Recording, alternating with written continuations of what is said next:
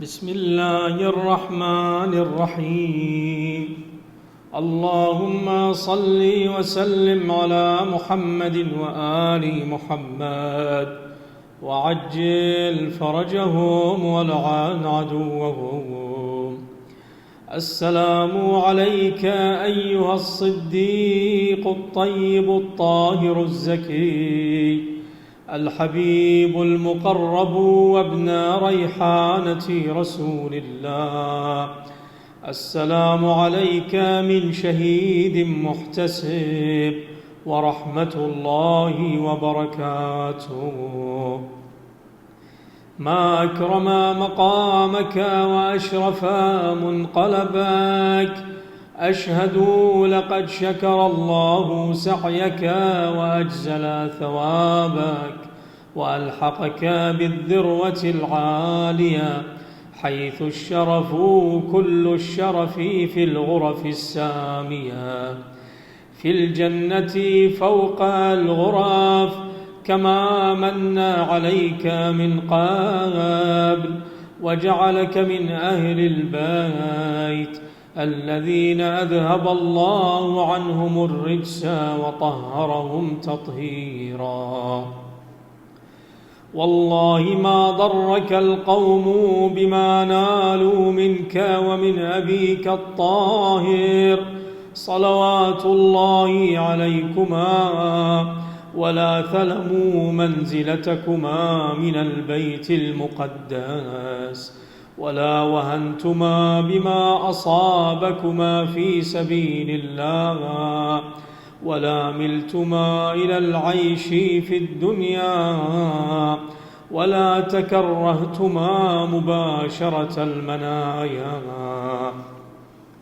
إذ كنتما قد رأيتما منازلكما في الجنة قبل أن تصيرا إليها، واخترتماها قبل أن تنتقلا إليها، فسررتم وسررتم. فهنيئا لكم يا بني عبد المطلب التمسك من النبي صلى الله عليه وآله بالسيد السابق حمزة بن عبد المطلب، وقدمتما عليه وقد ألحقتما بأوثق عروة وأقوى سباب. صلى الله عليك أيها الصديق الشهيد المكرم والسيد المقدم الذي عاش سعيدا ومات شهيدا وذهب فقيدا، فلم تتمتع من الدنيا إلا بالعمل الصالح، ولم تتشاغل إلا بالمتجر الرابح. أشهد أنك من الفرحين بما آتاهم الله من فضله، ويستبشرون بالذين لم يلحقوا بهم من خلفهم ألا خوف عليهم ولا هم يحزنون. وتلك منزلة كل شهيد، منزلة الحبيب إلى الله القريب إلى رسول الله صلى الله عليه وآله. زادك الله من فضله في كل لفظة ولحظة وسكون وحركة مزيدا يغبط ويسعد أهل عليين به.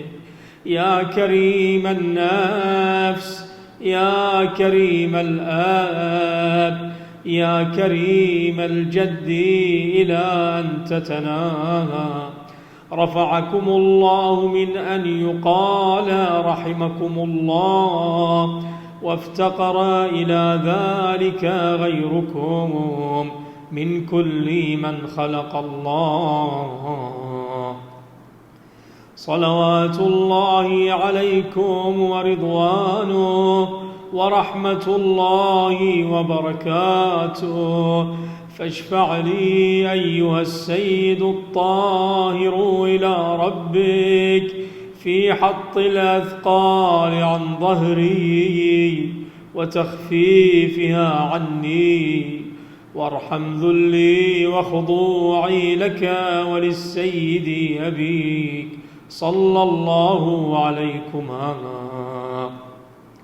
ثم تنكب على قبري الشريف وتقول: زاد الله في شرفكم في الآخرة كما شرفكم في الدنيا، وأسعدكم كما أسعد بكم، وأشهد أنكم أعلام الدين ونجوم العالمين. وصلى الله على النبي الكريم محمد وآله الطيبين الطاهرين، واللعن الدائم على أعدائهم من الآن إلى قيام يوم الدين.